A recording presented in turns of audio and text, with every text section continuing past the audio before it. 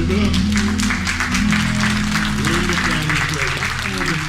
Welcome to Conversations with Al McFarlane. Today's program is a special one indeed. We're taping for broadcast from the Centennial Showboat in downtown St. Paul. And we're pleased to be welcomed to this important event. This event we're billing as a business and community development forum. Now, can we kill the feedback? How are we doing? Okay, I think that's better. This is a special event. This is an initiative of the City of St. Paul and Riverview Economic Development Association. They are presenting us, the ethnic media of Twin Cities. Our group is called the Minnesota Multicultural Media Consortium, and this project is called AHANA. AHANA stands for African, Hispanic, Asian, and Native American ethnic media who work together to collaborate to bring opportunity, value, understanding to communities of color. Well, we're pleased to have the partnership and leadership of the City of St. Paul, a great city, and you who are members of the St. Paul business and political and cultural environment. We thank you for the leadership that you have provided and that you provide in creating opportunity for people in St. Paul. Well, I want to begin this program with a special word, a vision, an idea, exploration of the value of building community from the city's chief spokesman. Please help me welcome Mayor Chris Coleman. Mayor Coleman.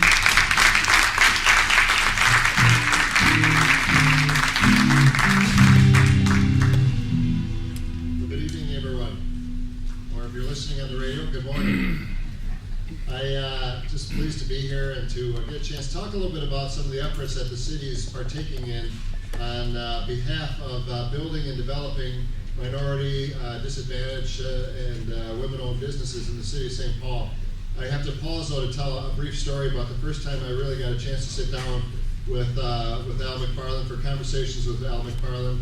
I had a thing on my calendar when I was running for mayor 4 years ago, and just said, I said, well, what is this? He said, well, you're just going to go have a conversation with Al McFarlane. I said, okay, that sounds good. So it was over at a coffee shop on Selby Avenue. And I got there, and I wasn't exactly dressed for much of anything. I was in the middle of the campaign, so I had jeans on, I think, and a t-shirt. And as I got out of the car, someone said, well, hurry up, it's about to start. And I said, well, what's about to start? Well, the debate's about to start. And I said, what debate? And I walked in and found myself in the middle of a debate against my opponent, then incumbent Mayor Brandy Kelly. It was a little surprising, but this time I knew what to expect when I came here. So thank you for hosting this. I also want to thank Chris Romano for being a part of it. Always great to have our neighborhood-based economic development organizations to really understand what their role is going to be in some of the challenges that we face. Chris, for those of you who don't know, is the new father of the real Minnesota Twins. About 2 weeks ago now? 2 weeks ago, Chris was raised by twins, so congratulations on that. You know, I think the topic has something to do with navigating in challenging times or kind of overcoming hurdles in the very difficult economic circumstances. But I'd like to turn that around a little bit, and I think the topic should be really seizing opportunities, seizing the opportunities that are before us in the city of St. Paul. We all know a lot about the Central Corridor and the opportunity that is presented when we think about that $1 billion worth of investment that's going to occur along that line. But there are a lot of opportunities that are occurring across the city of St. Paul, on the west side, on the east side. We have new development opportunities on the old 3M sites that the Port Authority is acquiring. We have opportunities along Payne Avenue and Arcade. We have opportunities along Rice Street on the north end. The question is, are we going to seize those opportunities? And is the entire community going to seize those opportunities? Are the people that live in the city of St. Paul, are the people that are raising their families in the city of St. Paul going to take advantage of the opportunities? And are we doing our part in the city to make sure that women and minority and disadvantaged firms are able to to seize that moment? And I think that we are doing our part, and I think that we are presenting an opportunity for people to kind of opening doors to walk through. 4 years ago when I took office in the city of St. Paul, one of the first things that we did, and one of the unique things that we did, was we conducted an audit of the practices of the city of St. Paul to determine whether or not we were doing everything that we could do in the city to open up doors. We knew that there were people of good intent and goodwill, but the fact of the matter is the audit proved that we were not doing everything that we needed to do to open up the doors in the city, that we were not organized sufficiently, that we were not focused in our mission to make sure that we were providing opportunities for all of our residents, all of our business owners, all of our entrepreneurs to succeed. So we went about a process led by John Choi, our city attorney, who spent a lot of time going out into the community, talking with folks, asking people what they needed to see, what they needed to do, looking at the report, the audit itself, to determine what the best way forward was, and we made some changes. We made a very dramatic change in opening up a new Department of Human Rights and Equal Economic Opportunity. That's a mouthful. But what that, at the bottom line, it means is that we have open doors and new ways of doing business. We have conducted ourselves in a manner that is more conducive to making sure that people do succeed, and that minority-owned businesses and women and disadvantaged owned firms do have that moment and that the resources that they need to be successful. It is not, you know, we haven't just gone out and said, well, somebody else needs to do it. We looked inward and we looked at ourselves and said, what do we need to do a better job? Our city managed contracts, were we making sure that we were doing everything that we could do to open up possibilities and opportunities for everyone to do business? We knew that Rita Fletcher was doing incredible work in the Planning and Economic Development Department, really trying to create equal opportunity and opening up doors. But we also knew that if we could restructure ourselves, we could do better through that.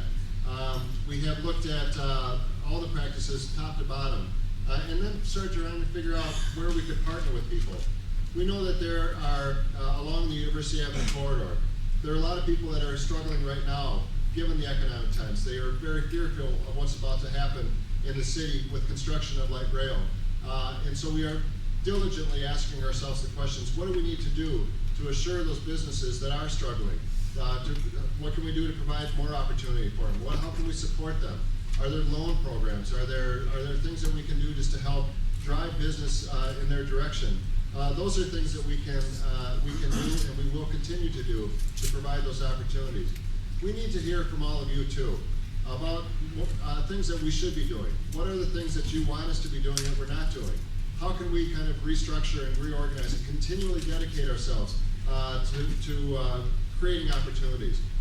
At the end of the day, this is important not just because it's a morally right thing to do.